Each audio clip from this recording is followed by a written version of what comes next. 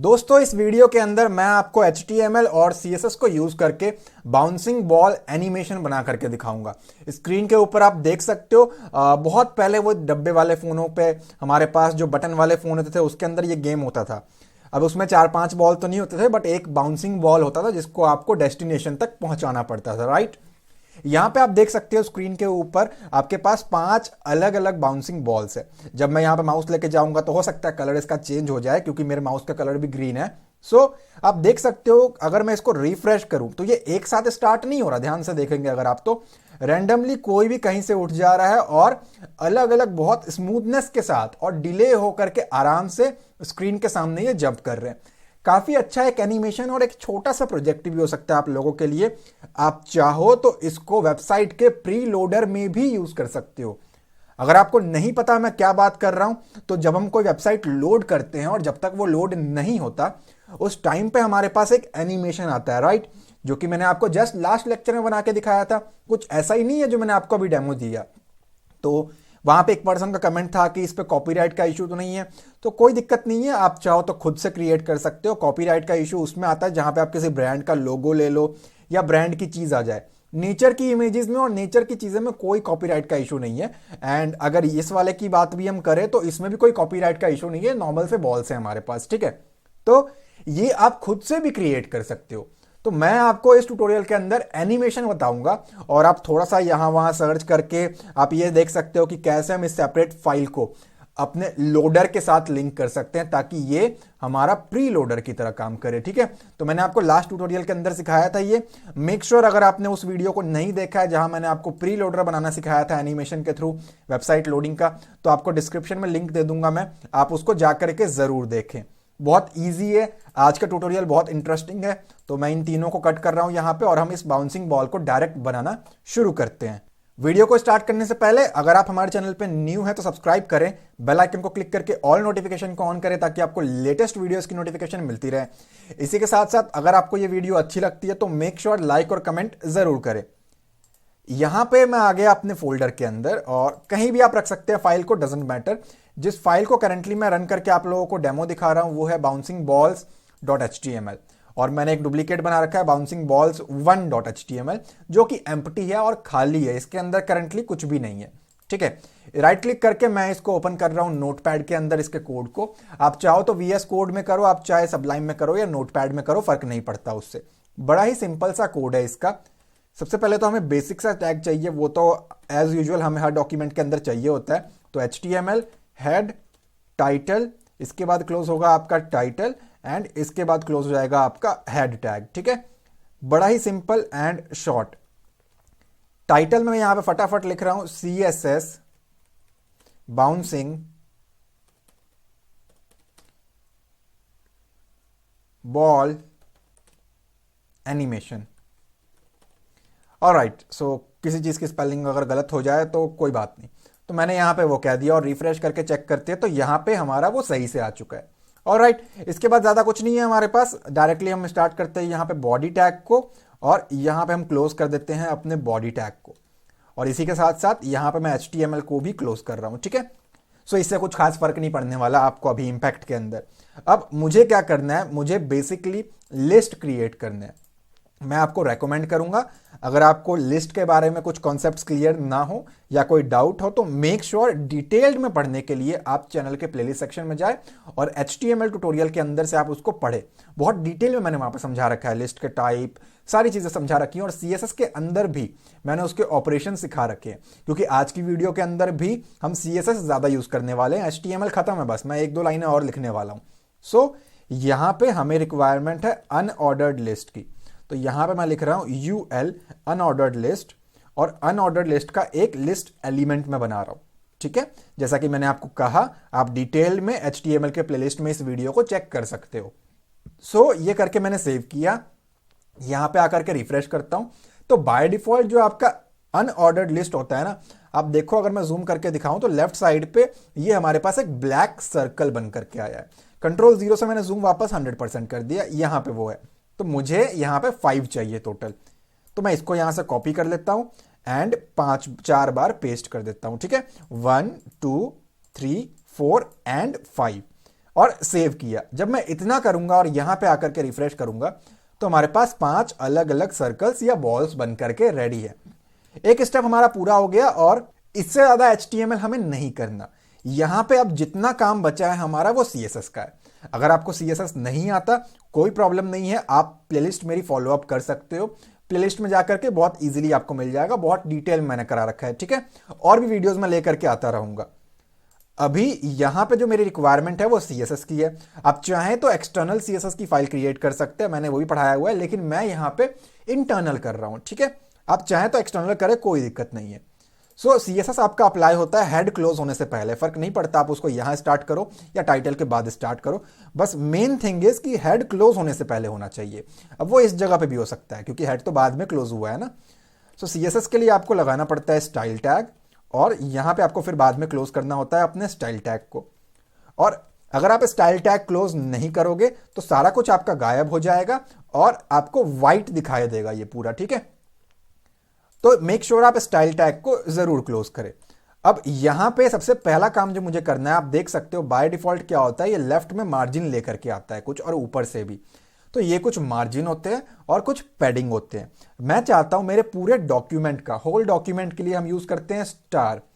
पूरे डॉक्यूमेंट का जो मार्जिन है, जो बाय डिफॉल्ट ये कंज्यूम कर लेता है, मैं नहीं चाहता वो कंज्यूम करे, तो मैंने उसको 0 कर दिया।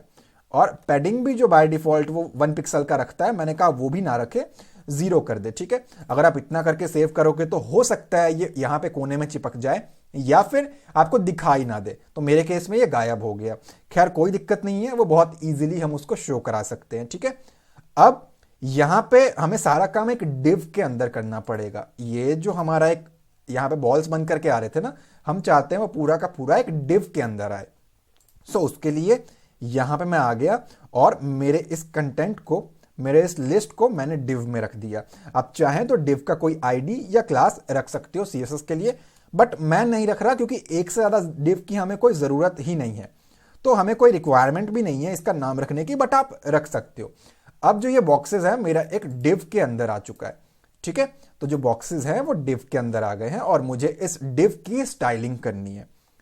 ऑलराइट, सो मैं यहां पे आ गया और मैंने इसको कहा डिव, कि मुझे डिव का स्टाइलिंग करना है। और यहां पे आकर के मैं क्या कहता हूं कि डिव के स्टाइलिंग के लिए मुझे क्या क्या करना है।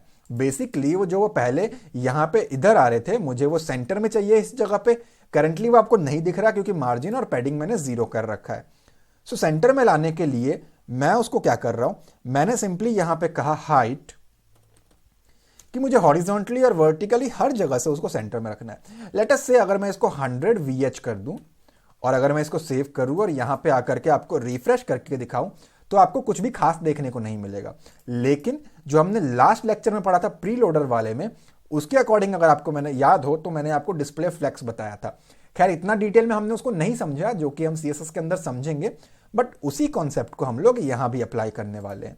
सो यहां पे मैं कहता हूं डिस्प्ले फ्लेक्स, डिस्प्ले कर फ्लेक्स को, जस्टिफाई कंटेंट, जस्टिफाई कंटेंट करें हमारा सेंटर, और साथ ही साथ अलाइंग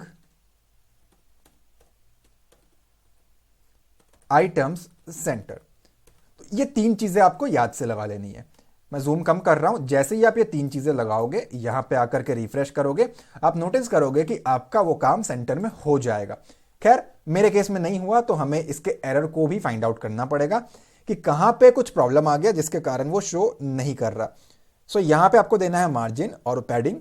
डिव मैंने बनाया और डिव को मैच कर लेते हैं, परफेक्ट। और इसके बाद मैंने दिया है हाइट, हाइट रहेगा हमारा 100 और डिस्प्ले रहेगा हमारा फ्लेक्स। जस्टिफाई कंटेंट, TENT हमारा मिसिंग है, तो वो मैंने लगाया और यहां पे आकर के जैसे ही रिफ्रेश करूंगा वो हमारा हर एंगल से सेंटर में आ चुका है, जो कि आप देख सकते हो कुछ इस तरीके से। राइट, मुझे वो इस फॉर्म में चाहिए, जैसा कि अगर आप यहां देख सकते हो वो इस फॉर्म में है।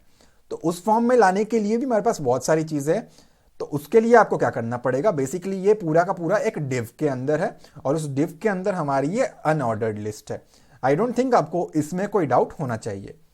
सो यहां पे मैं आ गया और यहां पे आने के बाद मैं क्या कहता हूं, देखिए अगर आपको कुछ भी डाउट आता है और लगता है कि नहीं समझ में आ रहा, अगर आपको थोड़ा लगता है कि हाँ और डिटेल में समझना है तो मेक श्योर आप चैनल के प्लेलिस्ट को जरूर चेक करें और वहां से CSS के प्लेलिस्ट को जरूर देखें। बहुत डिटेल में समझाया हुआ है मैंने और भी बहुत सारी चीजें पढ़ा रखी हैं, ठीक है।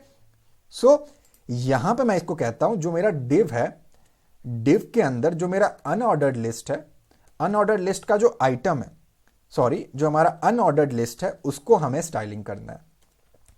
तो इससे क्या होगा, ये मेरा पूरा का पूरा एक div के अंदर है। मैं ट्राई करता हूं, अगर मैं आपको उसका बॉर्डर लगा करके दिखाऊं तो मैंने कहा बॉर्डर 2 पिक्सल सॉलिड ब्लैक और मैंने इसको सेव कर दिया और इसको मैं यहां पे कंट्रोल S से सेव कर रहा हूं। यहां पे आकर के रिफ्रेश करूं तो सी दिस, ये हमारा पूरा का पूरा डॉक्यूमेंट एक बॉर्डर के अंदर आ गया। साइड साइड में अगर आप देख पा रहे हो तो, अगर आप नहीं देख पा रहे तो मैं इसको 10 कर देता हूं। तो ये बेसिकली हमारा एक div है और div के अंदर हमारी अनऑर्डर्ड लिस्ट है, ठीक है। तो मैंने कहा जो मेरा div है उसके अंदर जो अनऑर्डर्ड लिस्ट है, तो मैंने ये लिखा जो मेरा div है उसके अंदर जो अनऑर्डर्ड लिस्ट है उसे क्या करना है। तो इसको भी मैं कह रहा हूं कि जो डिस्प्ले है इसका वो भी इसका भी फ्लेक्स कर दे।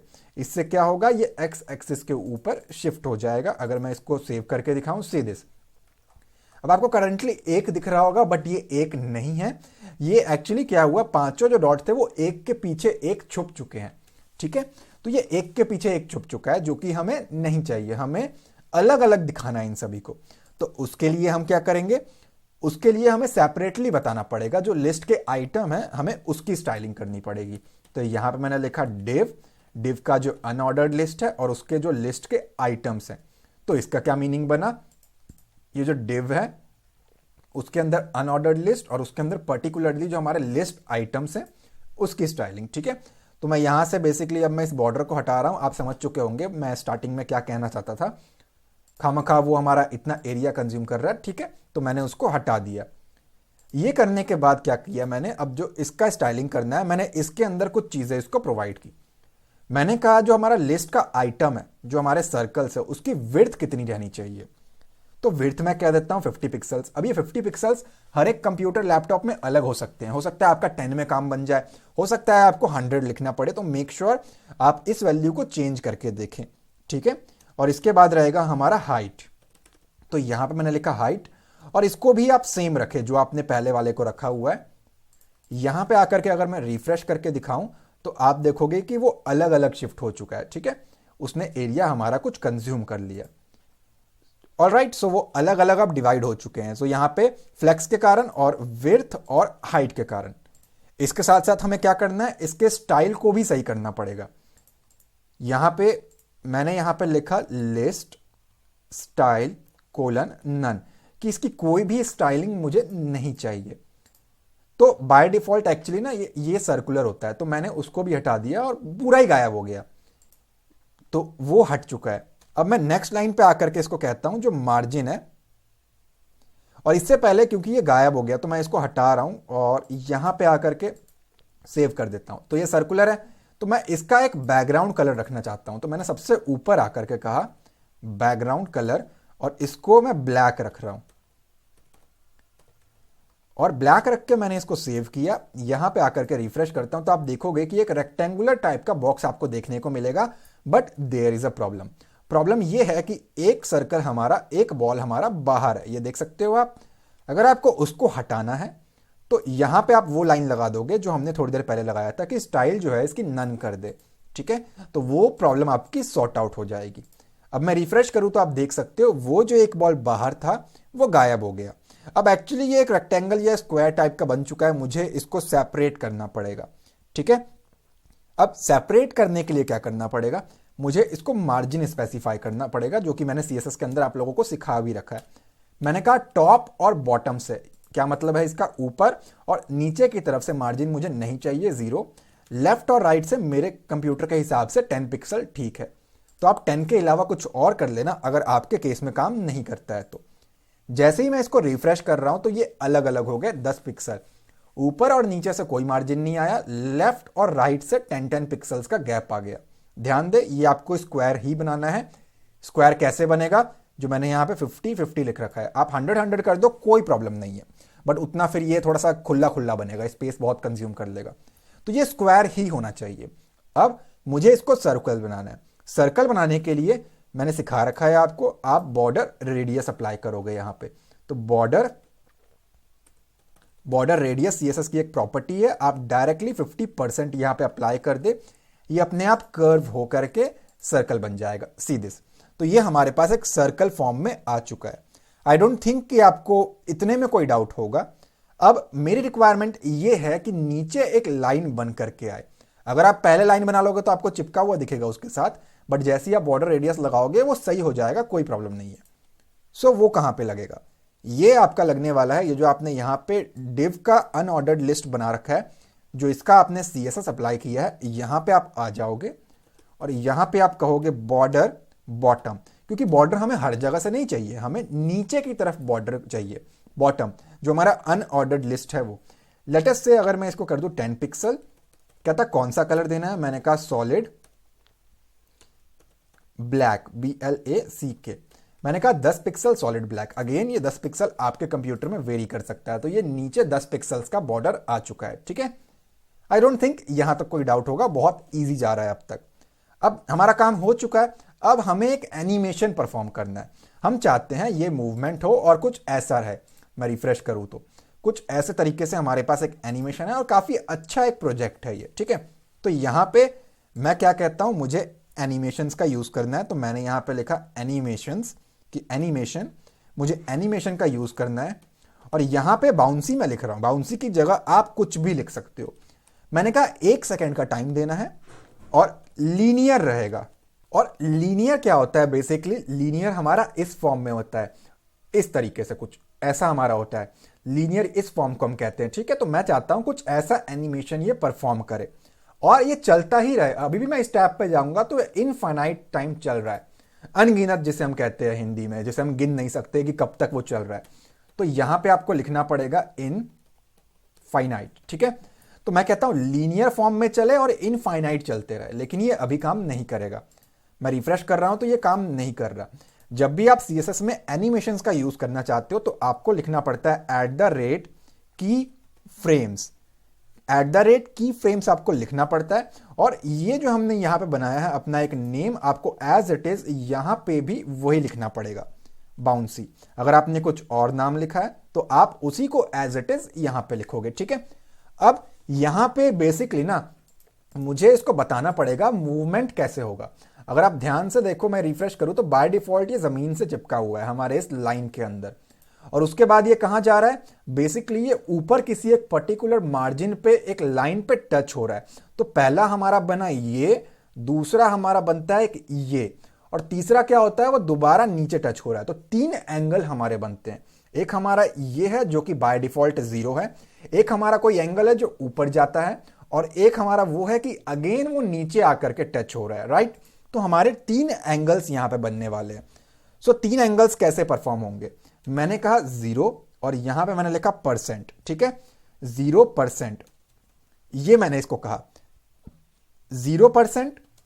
दूसरा एंगल बनता है हमारा 50% की, 50 ऊपर की तरफ जाना है। और तीसरा बनता है हमारा अगेन यहां पे 100%, ठीक है। अब देखो इससे क्या होगा, 0 पे यहां टच रहेगा और इसके बाद 50 पे आधे पे आएगा, 100 में ऊपर टच हो जाएगा, ठीक है। तो ये कुछ इसका मीनिंग बनता है। और ऑब्वियसली बात है हमारा CSS है ये। तो यहां पे अब क्या करोगे आप, यहां पे मैं कहता हूं ट्रांसफॉर्म कर। अब आपको मालूम होगा ट्रांसफॉर्मर हमारे पास एक मूवी भी है, गेम भी है। कार रहता है, कार से रोबोट बन जाता है, मतलब अपनी शेप चेंज करता है वो, या एक प्लेस चेंज करता है। बेसिकली उसमें कुछ चेंजेस होते हैं। तो मैं कहता हूं भाई कुछ चेंजेस करने हैं, मूवमेंट करना है कुछ। मैंने कहा ट्रांसफॉर्म कर। क्या ट्रांसफॉर्म कर, तो यहां पे आएगा हमारा ट्रांसलेट, कि अपने आप को ट्रांसलेट कर। कहां ट्रांसलेट कर, वाई एक्सिस पे। आपने स्कूल कॉलेज टाइम पे ग्राफ पे काम किया होगा, ये हमारा एक्स एक्सिस होता है और ये हमारा वाई एक्सिस होता है, राइट।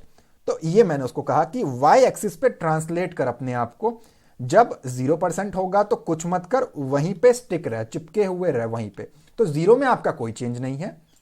इसके बाद मैं करता हूं इसको कॉपी और बाकी दोनों के लिए भी मैं यहां पे पेस्ट कर रहा हूं, ठीक है। अब जब हमारा 50% पे आ जाएगा तो मैं इसको कहता हूं कि एक काम कर, -150 पिक्सल्स ऊपर की तरफ ले जाओ उसे। ठीक है, ये आपके कंप्यूटर में अलग हो सकता है, 150 कम ज्यादा आपको करना पड़ सकता है, आप अपने अकॉर्डिंग देख लेना। अब इससे क्या होगा, 0 पे वो वहीं पे चिपका रहेगा, जब आधे स्क्रीन पे आना होगा उसको 50% में मैंने कहा थोड़ा सा ऊपर जा और 150 पिक्सल ऊपर चले जा, और 100% में मैंने क्या कहा जब मेरा एनिमेशन खत्म होगा तो क्या करे, वापस 0 पे आ जाए। तो ये अटक अटक के नहीं चलेगा, 0 से 50 के बीच में एनिमेट होकर के जाएगा और दोबारा 100 पे आकर के टच हो जाएगा, बिकॉज हमने यहां पे 0 कर रखा है। अगर मैं इसको सेव करूं, यहां पे आकर के रिफ्रेश करूं, तो आप देखोगे 150 पिक्सल्स ऊपर वाई की तरफ गया और स्लोली स्लोली यहां पे नीचे आकर के टच हो रहा है। हमारा बहुत सारा काम खत्म हो गया, लेकिन हमें इसको रैंडम तरीके से एनिमेट करना है और कलर को भी चेंज करना है। ठीक है, अब सबसे पहला काम जो मैं कर रहा हूं वो ये कर रहा हूं कि मुझे इसको व्हाइट कलर का करना है, बट ये व्हाइट दिखेगा नहीं।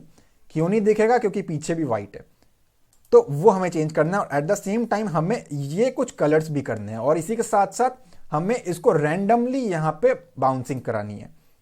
अब रैंडम बाउंसिंग के लिए पहले हम मॉड्यूल यहां पे पूरा कर लेते हैं अपना।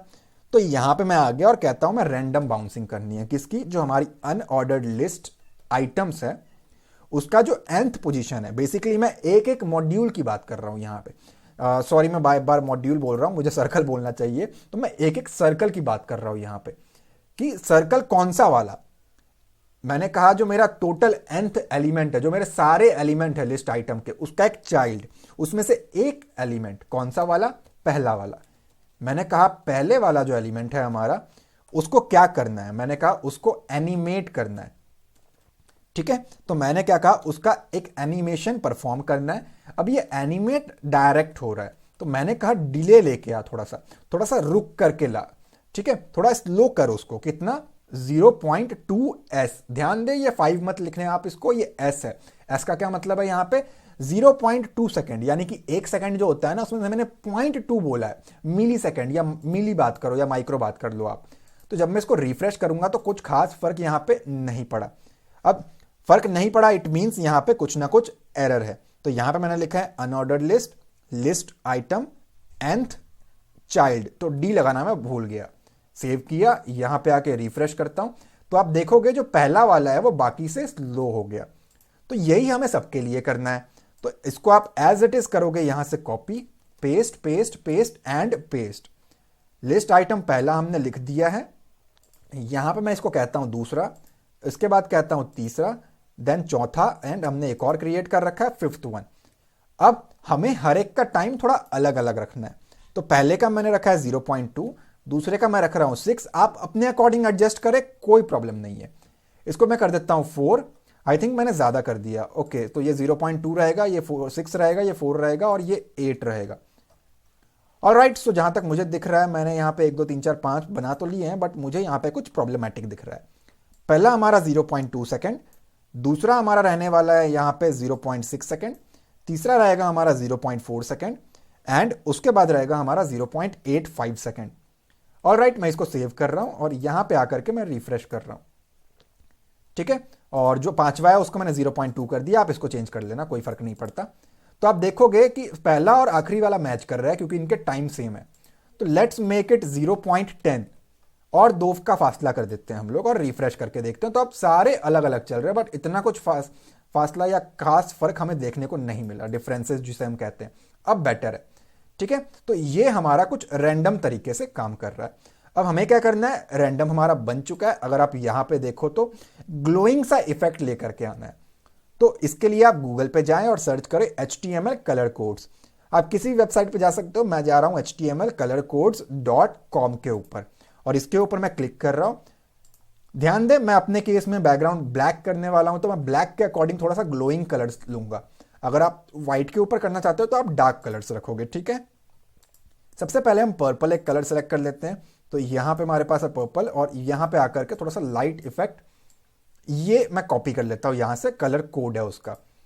सबसे पहला वाला जो एलिमेंट है उसके लिए मैंने कहा जो बैकग्राउंड कलर होगा हैश के साथ आपको पेस्ट करना है, और सेव किया मैंने। ठीक है, ये करके यहां पे आता हूं मैं और एक बार रिफ्रेश करके देखते हैं। तो पहले वाले का कलर जो है वो चेंज हो चुका है।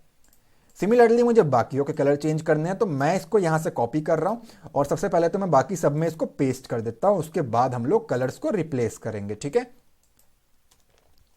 अब रेड के बाद मैंने यहां पे क्या अप्लाई कर रखा है, येलो, क्योंकि ब्लैक के साथ येलो थोड़ा सा ग्लो करता है, गोल्डन येलो टाइप का है ये। मैं इसको भी यहां से कॉपी कर लेता हूं और जो दूसरा वाला है उसको मैंने यहां पे पेस्ट करके रिप्लेस कर दिया। ठीक है, अब मैंने इसको सेव किया, यहां पे आके चेक करें तो परफेक्ट। तीसरा है हमारे पास ब्लूइश है थोड़ा सा, सो ये कुछ कलर है, थोड़ा सा लाइट रखेंगे हम ताकि ब्लैक के ऊपर वो भी दिखे, और इसके कोड को मैं यहां से कॉपी कर रहा हूं एंड कॉपी करने के बाद मैं यहां पे आकर के उसे पेस्ट कर रहा हूं। ठीक है, मैंने उसको पेस्ट कर दिया और ये भी वर्क करेगा। सेव करके रिफ्रेश करके देखे, परफेक्ट। इसके बाद चाहिए मुझे ग्रीन। आप वो कलर रखें जो आपके बैकग्राउंड कलर के हिसाब से अच्छा दिखे। ठीक है, ऐसा कोई कंपल्शन नहीं है कि आप मेरे वाले कलर्स को ही रखोगे तो ही चलेगा, ऐसा कुछ नहीं है। और सेव किया, सेव करके यहां पे आते हैं और एक बार रिफ्रेश करके चेक करते हैं, परफेक्ट। और आप चाहें तो लास्ट वाले को व्हाइट कर सकते हो, बट एक्चुअली ये लाइन हमारी व्हाइट है तो मैं उसको व्हाइट नहीं कर रहा। रेड वैसा इतना ग्लो तो नहीं कर रहा, बट हम स्टिल पिक कर लेते हैं उसे। सो मैं चला गया रेड पे और ये एक कलर है मेरे पास, मैं इसको कर रहा हूं कॉपी और लास्ट वाले में आकर के पेस्ट एंड सेव। इतना किया मैंने और इसके बाद यहां पे आकर के रिफ्रेश करते हैं तो ठीक है, चल जाएगा। अब ये पूरा का पूरा एक डिव है, तो इसका जो बैकग्राउंड कलर है मुझे ब्लैक करना पड़ेगा और उसके बाद इसको मुझे व्हाइट करना पड़ेगा। तो मैं ऊपर आ रहा हूं अपने CSS के अंदर, जो हमने डिव बना रखा है उसका जो हमारा बैकग्राउंड कलर है वो मैंने यहां पे कह दिया ब्लैक। ठीक है, मैंने इसको ब्लैक किया और ब्लैक करने के बाद मैं इसको रिफ्रेश करता हूं। सी दिस, रेड उतना ग्लो नहीं कर रहा बट मैनेजेबल है, चल जाएगा। अब नीचे जो हमारा बॉर्डर आ रहा था वो ब्लैक कलर था, उसको व्हाइट करना है, तो वो ये है हमारा बॉर्डर बॉटम, ब्लैक को व्हाइट करना है। अब अगर मैं इसको सेव करके रिफ्रेश करूं, यहां पे चेक करूं, सी दिस, हमने वो अचीव कर लिया जो मैंने आपको स्टार्टिंग में बना करके दिखाया। अगर आपको लगता है बहुत फास्ट जा रहा है ये, तो आप इसको स्लो डिले कर सकते हो और टाइम इसका बढ़ा सकते हो, मेरा मतलब है कम कर सकते हो, जो हमने 2 किया है उसको और कम कर देना। ठीक है, तो ये बहुत ईजी वे में काम करेगा, काफी अच्छा है। आप इसको एज अ प्री लोडर भी यूज कर सकते हो, जो कि मैंने आपको जस्ट पिछले लेक्चर में दिखाया था। और अगर इस वीडियो से आपको सीखने को मिला और आपके लिए छोटा सा प्रोजेक्ट था ये, और अगर आप इसको प्री लोडर में कन्वर्ट कर लो तो बहुत अच्छा एक रहने वाला ये आप लोगों के लिए कॉन्सेप्ट। उम्मीद करता हूं आपको ये वीडियो अच्छा लगा होगा और आपको समझ में आ चुका होगा। अगर अच्छा लगा है तो लाइक कमेंट जरूर करें और अपना फीडबैक दे। चैनल पे न्यू तो सब्सक्राइब करें, बेल आइकन को क्लिक करके ऑल नोटिफिकेशन को ऑन करें ताकि आपको लेटेस्ट वीडियोस की नोटिफिकेशन मिलती रहे। मैं मिलता हूं आपसे अगली वीडियो में। Thanks for watching guys.